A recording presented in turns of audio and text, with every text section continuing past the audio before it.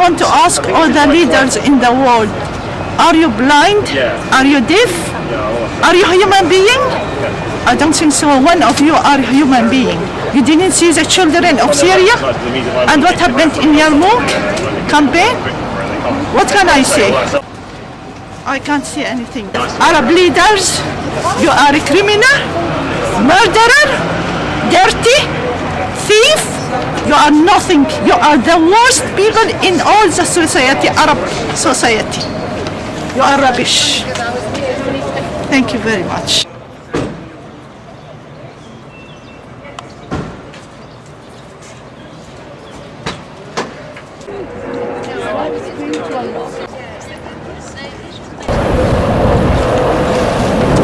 Yarmouk refugee camp in Damascus used to be the center of the Palestinian diaspora, home to around 160,000 Palestinians who were made refugees when the foundation of Israel forced them from their homes in 1948, as well as many more Syrians. Most of these people fled Yarmouk following an air attack by the Syrian Air Force on the 16th of December 2012, and now only 18,000 people remain. These people, 3,500 of whom are children, have been struggling to survive for the past 2 years under a siege imposed by the Syrian regime that bars the entry of almost all food and medical aid. The siege has driven residents to eating cats and dogs, to foraging for grass or dandelion leaves for their families to eat, and feeding their children a so-called soup of water mixed with spices.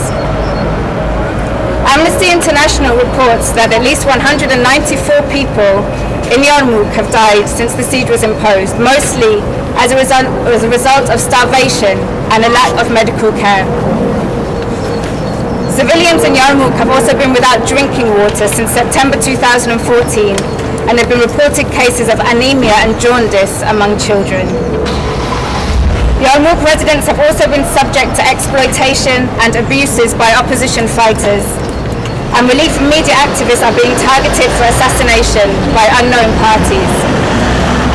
Activists and grassroots relief workers have also been killed by regime sniper fire and under torture in government prisons.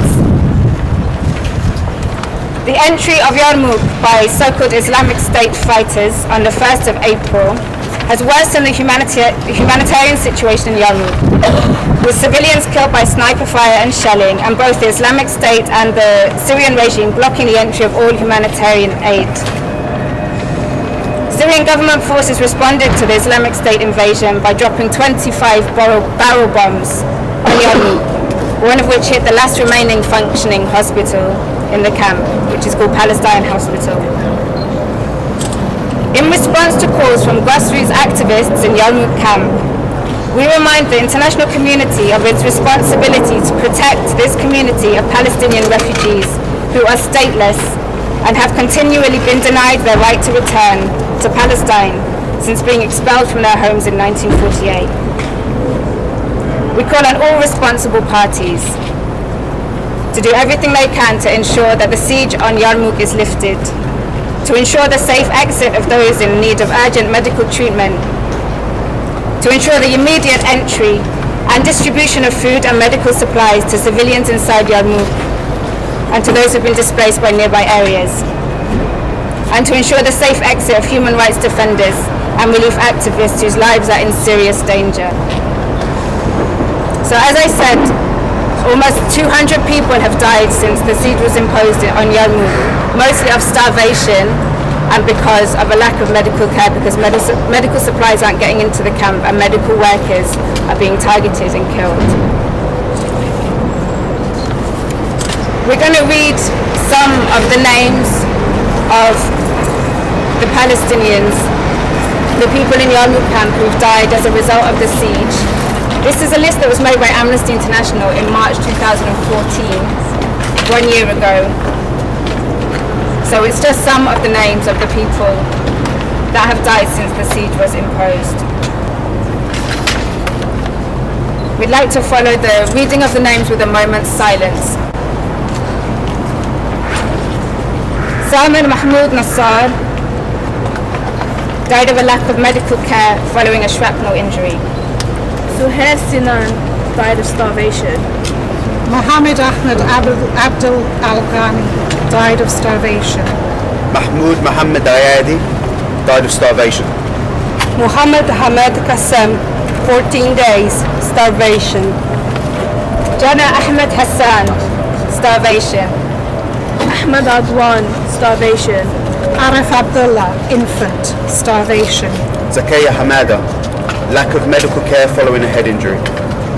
Hussein Sayyal Fares, 70 years old, starvation. Malak Jum'ah, newborn baby, starvation. Huwaida Ahmed Al-Hammawi, starvation. Ala Al-Masri, infant, starvation. Abdullah El-Shamluni, lack of medical care. Fatima Ali Abawini, starvation. Mansour Al-Masri, 64 years old, starvation. Ahmed Rashid Hamid, starvation. Abd Al-Aziz Al-Khadra, starvation.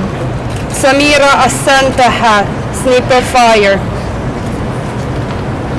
Mahmoud Hussein, 70 years old, starvation. Fayez Al-Thadi, starvation. Saeed Al-Bash or Saeed Salim Dirbash, starvation. Muhammad Al-Hidi Hussein, sniper fire. Ahmed Ismail Ruwaya, starvation. Mustafa Bahiti, starvation. Omar Fadloon, starvation. Mahmoud Hussein, starvation.